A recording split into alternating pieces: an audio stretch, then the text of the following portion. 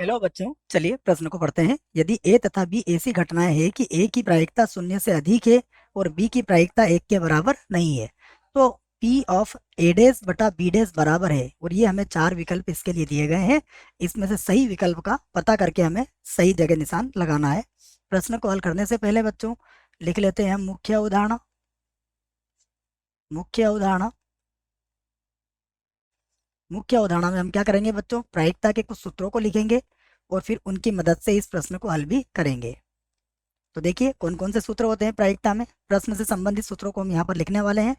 सबसे पहले हम जानते हैं कि यदि कोई घटना ए है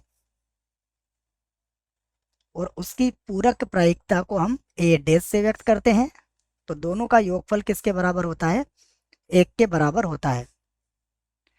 दूसरी बात, अगर हमें सप्रतिबंध प्रायिकता का सूत्र देखना है तो ये क्या होता है? ए बटा बी।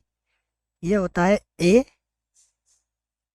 तथा बी की प्रायिकता बटा बी लिखा हुआ है तो बी की प्रायिकता। बस ध्यान क्या रखना होता है कि यहाँ पर बी की प्रायिकता 0 नहीं होना चाहिए। तो ये दूसरा सूत्र है जो आपको याद रखना है। उसके बाद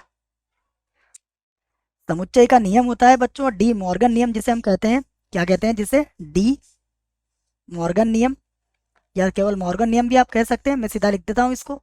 तो डी मॉर्गन नियम से क्या होता है कि यदि हमें दिया जाए ए डैश और सर्वनिष्ठ बी डैश, तो ये किसके बराबर होता है?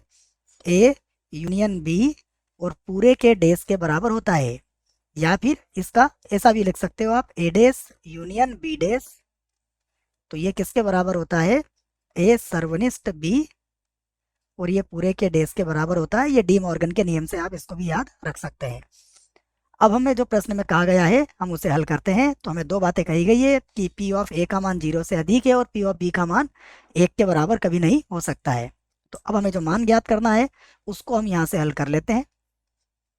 प्रश्न को हल करते हैं तो पी ऑफ हमें किसका मान ज्ञात करना है? ए का डैश और बटा बी का डैश, ये मान हमें ज्ञात करना है इसको। और इसका सूत्र हमने लिख लिया है। देखो क्या बनेगा इसका सूत्र? ये बनेगा ए डैश इंटरसेक्शन बी डैश की प्रायिकता और बटे में क्या आ जाएगा? बटे में आ जाएगा बी डैश की प्रायिकता।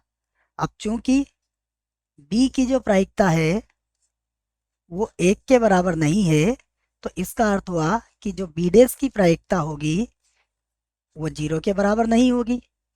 इसलिए हमने इसको यहाँ लिख सकते हैं, क्योंकि सूत्र हमारे पास यही है कि बी डैश जो है वो मतलब बी की जो प्रायिकता है वो 0 के बराबर नहीं होना चाहिए। इस स्थिति में देखो यहाँ पर भी वही बात आई है, बी डैश की प्रायिकता 0 के बराबर नहीं है।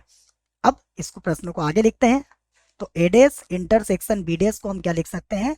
इसे हम लिख सकते हैं ए यूनियन बी और पूरे का डैश और बटे में आ जाएगा पी ऑफ बी डैश अर्थात बी डैश की प्रायिकता।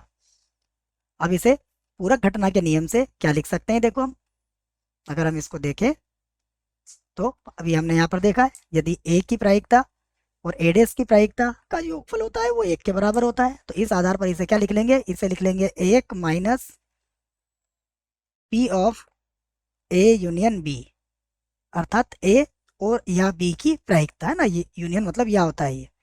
और बटे में कितना हो गया? बटे में हो गया बी डैश की प्रायिकता। बी डैश की प्रायिकता, तो ये हमारा उत्तर है। अब विकल्प देखते हैं कौन सा विकल्प सही है। तो पहला विकल्प तो बिल्कुल गलत है, दूसरा विकल्प में बिल्कुल हमारा जो आया वही आया है, इसका मतलब यह विकल्प सही होगा। यह विकल्प सही होगा, यह भी गलत है और यह भी गलत है।